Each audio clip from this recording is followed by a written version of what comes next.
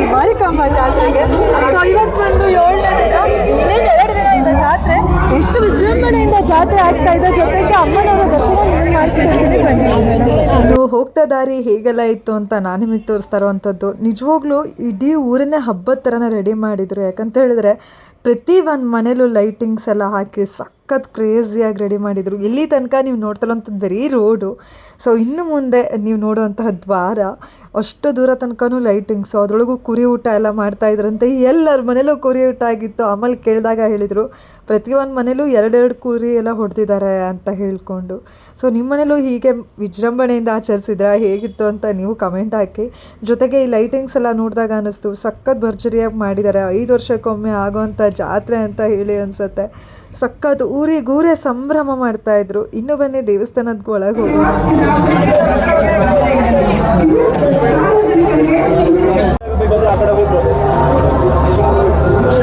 ದೇವಸ್ಥಾನದ ಮಂಟಪ ಅಂತೂ ಸಖತ್ ಬ್ಯೂಟಿಫುಲ್ ಆಗಿತ್ತು. ನೀವು ನೋಡ್ತಾನೆ ಇದ್ದೀರಾ, ಸಿಕ್ಕಾಪಟ್ಟೆ ಜನ ಇದ್ದಿದ್ರು. ಅದರೊಳಗೂ ಸಖತ್ ಕ್ಯೂಟಾಗಿ ಕಾಣಿಸ್ತಾ ಇದ್ರು ಅಮ್ಮ ಅಂತೂ.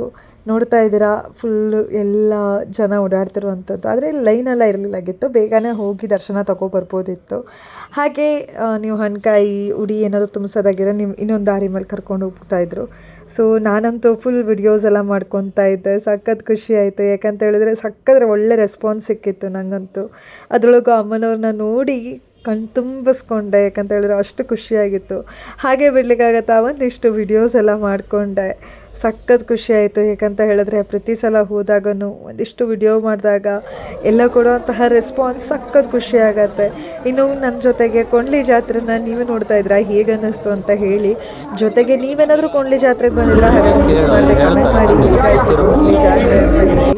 ಸೊ ನೋಡ್ತಾ ಇದ್ದೀರಾ ಹೊರಗಡೆ ಲೈಟಿಂಗ್ಸ್ ಆಗಿರ್ಬೋದು, ಆ ಒಂದು ಡಿಸೈನ್ ಎಲ್ಲ ಸಖತ್ ಚೆನ್ನಾಗಿತ್ತು. ನಂತರ ನಾನು ಕೂಡ ಒಂದು ಉಡಿ ತೊಗೊಂಡೆ, ಹಾಗೆ ಕುಂಕುಮಾರ್ಚನೆ ತೊಗೊಂಡೆ. ಸೀದಾ ಪೂಜೆ ಕಡೆಗೆ ಹೋದೆ. ಸೊ ಪೂಜೆ ಎಲ್ಲ ಮಾಡಿಸ್ಕೊಂಡೆ. ನೋಡ್ತಾ ಇದ್ರೆ ಎಲ್ಲ ಎಂಟ್ರೆನ್ಸ್ ಸಖತ್ ಚೆಂದ ಕಾಣಿಸ್ತಾ ಇದ್ರು. ದೇವ್ರಿಗೆ ಕೈ ಮುಗ್ದೆ. ಹಾಗೆ ನಾನು ದೇವಸ್ಥಾನದ ಬಗ್ಗೆ ತಿಳ್ಕೊಳ್ಬೇಕಂತ ಹೋಗಿರುವಂಥದ್ದು. ಸೊ ನೆಕ್ಸ್ಟ್ ವಿಡಿಯೋದಲ್ಲಿ ದೇವಸ್ಥಾನದ ಕತೆ ಹಾಗೂ ಪೂರ್ತಿ ಡೀಟೇಲ್ಸ್ನ ನಾನು ಕೊಡ್ತೀನಿ. ಅದಕ್ಕಿಂತ ಮುಂಚೆ ನೀವು ಏನಾದರೂ ಫಾಲೋ ಮಾಡ್ಕೊಬಿಟ್ರಪ್ಪ, ಹಾಗೆ ಸಬ್ಸ್ಕ್ರೈಬ್ ಮಾಡಿಬಿಡಿ ಫಸ್ಟ್ ಟೈಮ್ ನನ್ನ ಚಾನಲ್ ನೋಡ್ತಾ ಇದ್ದರೆ. ಹಾಗೆ ಮಂಗಳಾರತಿ ಕೊಟ್ಟರು, ಮಂಗಳಾರತಿ ಕೂರ್ದಾಗ ತೊಗೊಂಡೆ. ಸೊ ತೊಗೊಂಡು ಆಮೇಲೆ ನಂತರ ಭಟ್ರ ಹತ್ರ ಮಾತಾಡಿ ಸಖತ್ ಖುಷಿ ಆಯಿತು. ಜೊತೆಗೆ ಹೂ ಪ್ರಸಾದ ಕೂಡ ಕೊಟ್ಟರು, ಕುಂಕುಮ ಪ್ರಸಾದ ಕೂಡ ಕೊಟ್ಟರು. ಸೊ ನೋಡ್ತಾ ಇದ್ದೀರಾ ಕುಂಕುಮ, ಅಕ್ಕಿ ಹಾಗೆ ಹೂ ಪ್ರಸಾದ ಎಲ್ಲ ಕೂಡ ಸಿಕ್ತು. ಸಖತ್ ಖುಷಿ ಆಯಿತು. ಅದರೊಳಗೂ ಅಮ್ಮನ ದರ್ಶನ ಅಂತೂ ತುಂಬ ಚೆನ್ನಾಗಾಯಿತು. ಸೊ ಇನ್ನು ಅಮ್ಮನ ದರ್ಶನ ತಗೊಂಡು ಹಾಗೆ ಒಂದಿಷ್ಟು ಮಾತಾಡಿ ಅಲ್ಲಿ ಕೊಟ್ಟಿರುವಂತಹ ರೆಸ್ಪಾನ್ಸ್ ಎಲ್ಲ ನೋಡಿದಾಗ ಅಮ್ಮ ಥ್ಯಾಂಕ್ ಯು ಸೋ ಮಚ್ ಅಂತ ಅಮ್ಮಂಗೆ ಹೇಳಿ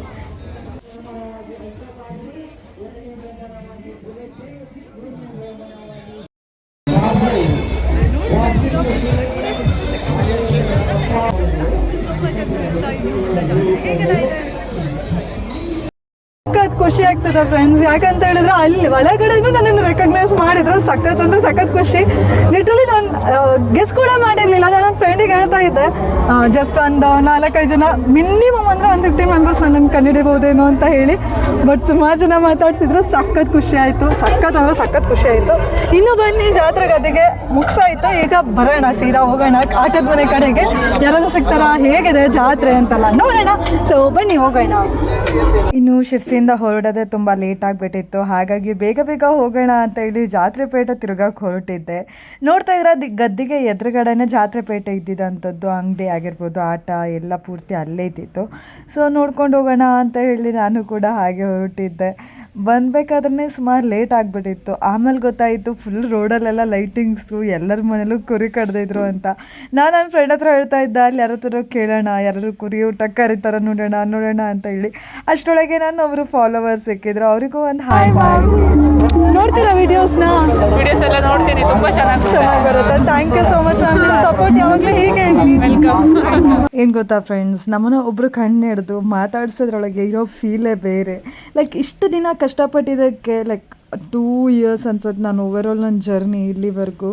ಆ 2 ವರ್ಷದಿಂದ ಈಕ್ವಲ್ ಟೈಮ್ ಎವ್ರಿ ಟೈಮ್ ತುಂಬ ಬೇಜಾರಾಗಿದ್ದಿದ್ದೆ, ಕಷ್ಟಪಟ್ಟಿದ್ದಿದ್ದೆ, ನಿದ್ರೆ ಬಿಟ್ಟಿದ್ದಿದ್ದೆ, ಊಟ ಬಿಟ್ಟಿದ್ದಿದ್ದೆ.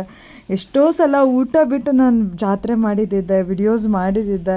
ಇವೆಲ್ಲದಕ್ಕೂ ಪ್ರತಿಫಲ ಯಾವಾಗ ಗೊತ್ತಾ, ನೀವೆಲ್ಲ ಒಂದ್ಸಲ ಮಾತಾಡಿಸ್ತಿರಲ್ಲ, ಅದೇ ಲಿಟ್ರಲಿ ನಮಗೆ ಖುಷಿ ಕೊಡುತ್ತೆ.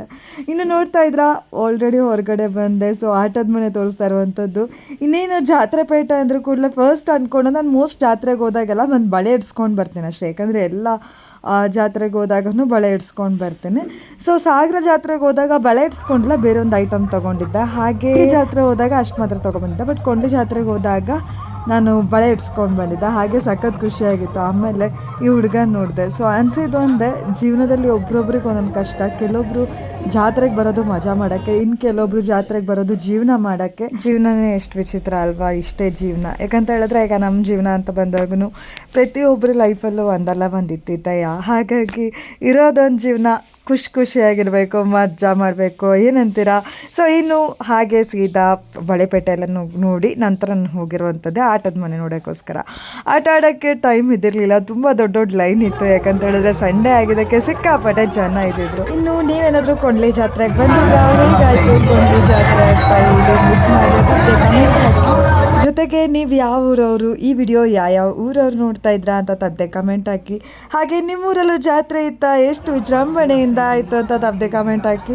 ಇನ್ನು ನೆಕ್ಸ್ಟ್ ಬರೋ ಜಾತ್ರೆ ಅಂತ ಹೇಳಿದ್ರೆ ಆಲ್ರೆಡಿ ಸುಮಾರು ಜಾತ್ರೆ ಆಗಿದೆ. ಇನ್ನು ಅನಂತಪುರ ಜಾತ್ರೆ ಇದೆ, ಹಾಗೆ ಸುಗಾಲಿ ಜಾತ್ರೆ ಇದೆ.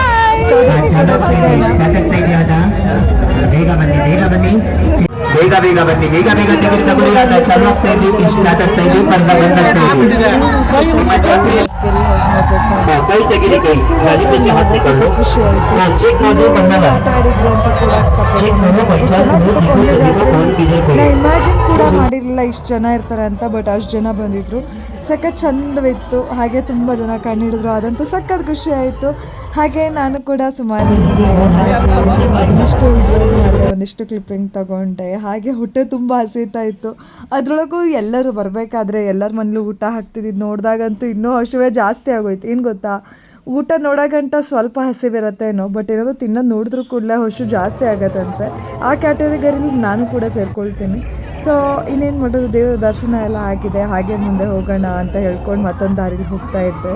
ಹಾಗೆ ಮುಂದೆ ಹೋಗಬೇಕಾದ್ರೆ ಬಿರಿಯಾನಿ ಎಲ್ಲ ಇದ್ದಿದ್ದು ನೋಡಿದೆ. ಸೊ ಇನ್ನೇನು ಮಾಡೋಣ, ಹಸು ಕೂಡ ಆಗ್ತಾಯಿತ್ತು. ಮನೆಗೆ ಹೋಗೋಷ್ರೊಳಗೆ ತುಂಬ ಲೇಟ್ ಆಗ್ತದೆ ಅಂತ ಗೊತ್ತಾಗಿದ್ದೆ, ಸೀದಾ ಹೋಗಿದ್ದೆ ನಾನು ಬಿರಿಯಾನಿ ತಿನ್ನೋಕ್ಕೆ.